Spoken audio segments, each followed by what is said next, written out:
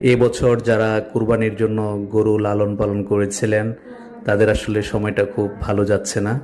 কারণ বৃষ্টির কারণে অনেক জায়গাতেই কুরবানির হাট সেভাবে জমে ওঠেনি।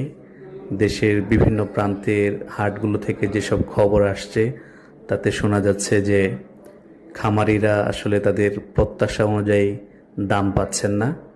আরও কিছু দুঃসংবাদ তাদের রয়েছে। অনেক খামারি আশঙ্কা করছেন হয়তো এবার বৃষ্টিপাত, বন্যা এই ধরনের পরিস্থিতি তৈরি হতে পারে।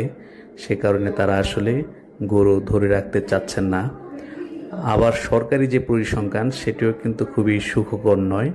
সরকারি পরিসংখ্যানে দেখা যাচ্ছে এই বছর যে পরিমাণ গরু রয়েছে প্রতি 6টি গরু থেকে 1টি গরু অবিকৃত থেকে যাবে।